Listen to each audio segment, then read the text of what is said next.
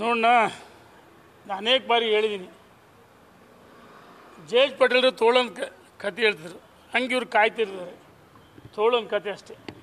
ರಾಜ್ಯದ ಅಧ್ಯಕ್ಷರು ಸೂರ್ಯಚಂದ್ರ ಎಷ್ಟು ಸತ್ತಿನೋ ಯಾವುದೇ ಕಾರಣಕ್ಕೆ ಬದಲಾವಣೆ ಆಗಲ್ಲ.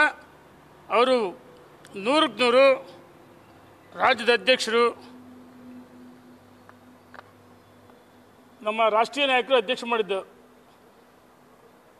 100ಕ್ಕೆ 100 ಸೂರ್ಯಚಂದ್ರ ಎಷ್ಟು ಸತ್ಯನೋ ವಿಜೇಂದ್ರ ಅವರು ರಾಜ್ಯದ ಅಧ್ಯಕ್ಷ ಮುಂದುವರಿತಾರೆ ಅಂತ ವಿಶ್ವಾಸ ನಮಗಿದೆ.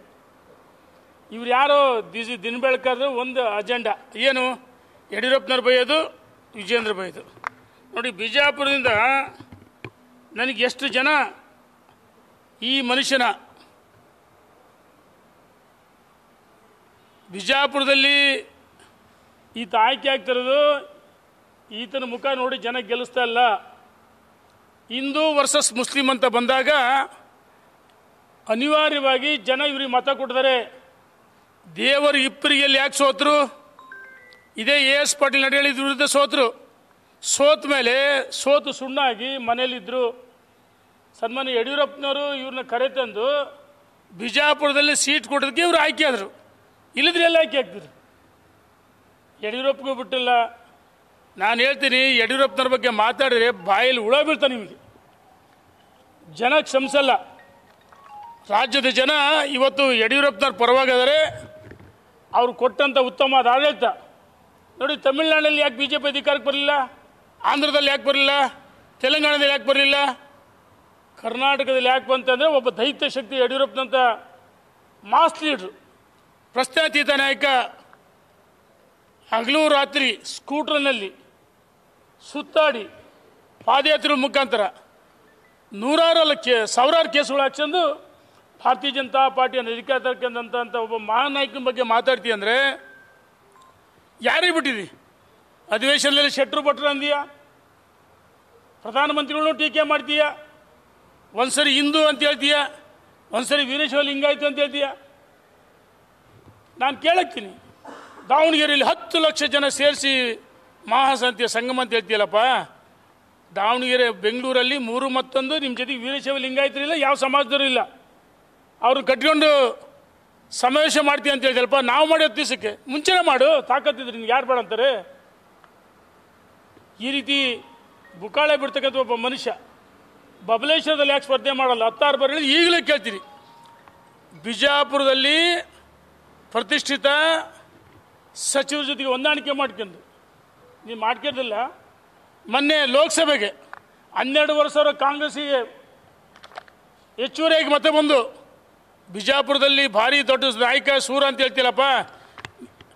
ಹೇಳ್ತಾರೆ ಕಾಲಿಟ್ಟಲ್ಲಿ ಹೆಜ್ಜೆಟ್ಟಲ್ಲಿ ಹುಲ್ಲು ಹುಟ್ಟಲ್ಲ ಅಂತೇಳಿ. ಈ ಮನುಷ್ಯ ಎಲ್ಲಿ ಕಾಲಿಡ್ತಾರೆ ಅಲ್ಲಿ ಸೋಲ್ತಾರೆ. ಯಾವೂ ಇನ್ನಾಗಿಲ್ಲ. ಏನಾಯ್ತು ಸಿಗ್ಗಾವಲ್ಲಿ? ನಿನ್ನ ಕ್ಷೇತ್ರದಲ್ಲೇ ನಿನಗೆ ಲೀಡ್ ಕೊಡೋಕ್ಕಾಗಲಿ ಲೋಕಸಭೆಗೆ. ನಿಂದೆ ತಾನೇ ಮ್ಯಾಚ್ ಫಿಕ್ಸಿಂಗ್ ಹಂಗಾರೆ ಹೊಂದಾಣಿಕೆ. ಯಾಕೆ ಲೀಡ್ ಕೊಡೋಕ್ಕಾಗಲಿಲ್ಲ? NRI, ನಾನು ಮಾಧ್ಯಮ ಸ್ಥಿತಿ NRI ಗೆಸ್ಟ್ ಹೌಸ್ ಅಲ್ಲಿ ಹೋಗಿ ಯಾರಿಗೆ ಖಾಲಿ ಬೀಳ್ತಿದೆಯಾ ಎಲ್ಲವೂ ಮಾಹಿತಿ ಇದಾವೆ. NRI ಗೆಸ್ಟ್ ಹೌಸಲ್ಲಿ ಯಾರಿಗೆ ಖಾಲಿ ಬೀಳ್ತಿ? ನೀನು ಹಣೆ ಬರೋ ಗೊತ್ತಿಲ್ಲ. ನೀನು ನಿನ್ನ ಅವಕಾಶವಾದಿ ರಾಜಕಾರಣಿ ನೀನು. ನೋಡಿ, ಬಿಜಾಪುರ ನನಗೆಲ್ಲ ಕಳಿಸ್ತಾರೆ.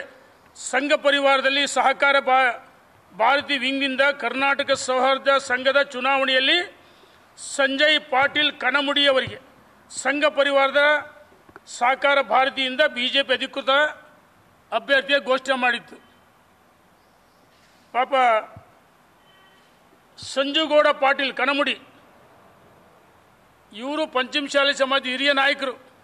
ಇವರು ವಿರುದ್ಧ ನಿಮ್ಮ ಸುಪುತ್ರನ ಪಕ್ಷೇತರ ಕಣಕ್ಕಿಳಿಸಿ ಅವತ್ತೆಲ್ಲೋಗಿತ್ತು ಪಕ್ಷನಿಷ್ಠೆ, ಹಿಂದುತ್ವ ಎಲ್ಲೋಗಿತ್ತು? JDS ಸೇರಿದಾಗ ಕಬಾಬು ಚಿಕನ್ ಬಿರಿಯಾನಿ ತಿನ್ನಿಸಿದಲ್ಲ, ಇಫ್ತಿಯಲ್ಲಿ ಕೂಟ ಮಾಡಿಸಿದಿಲ್ಲ, ಅವತ್ತೆಲ್ಲೋಗಿತ್ತು ಹಿಂದುತ್ವ? ಭಾರಿ ಹಿಂದುತ್ವ ಮುಖವಾಡಿ ನಿಂದು. ಪಂಚಮಶಾಲಿ ಸಮುದಾಯ ಮುಖಂಡರನ್ನ ಕೌಂಟ್ರ್ ಮಾಡಿ ಸೋಲಿಸಿದೆಯಲ್ಲಪ್ಪ. ಅಷ್ಟೇ ಅಲ್ಲ, ಇನ್ನೂ ಪಟ್ಟಿನೇನಂತಾಗಿದೆ ನೋಡಿ. ಎಷ್ಟು ಜನ ಪಟ್ಟಿ ಬೇಕು ಮಾಧ್ಯಮ ಸ್ನೇಹಿತರು?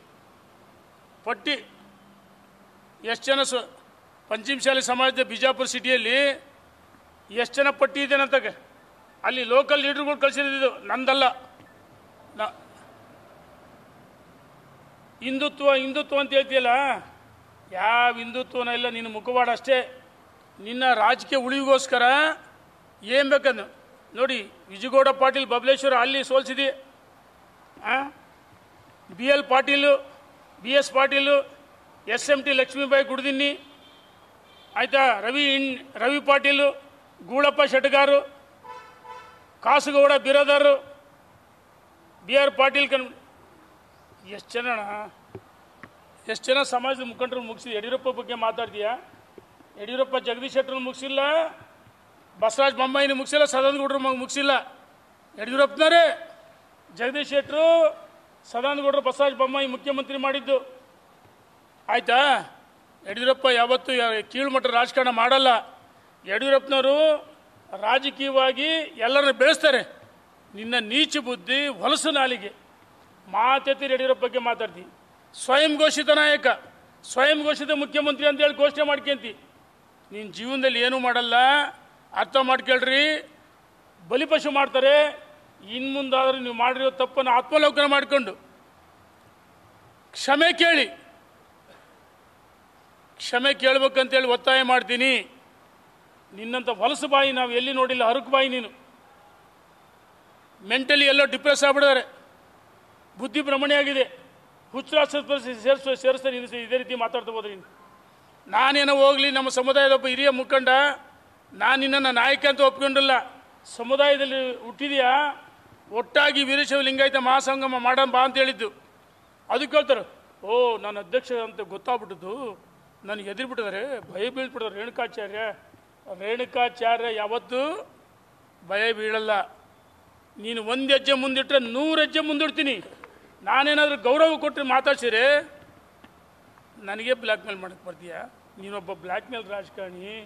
ಪ್ರತಿ ದಿವಸ ಬ್ಲ್ಯಾಕ್ ಮೇಲ್ ಮಾಡಿ ಜೀವನದಲ್ಲಿ ರಾಜಕಾರಣ ಮಾಡ್ತಾ ಇರೋದು. ಇನ್ನು ಮುಂದಾದರೂ ಆತ್ಮಲೋಕನ ಮಾಡ್ಕೊಳ್ಬೇಕು ಅಂತೇಳಿ ಒತ್ತಾಯ ಮಾಡ್ತೀನಿ.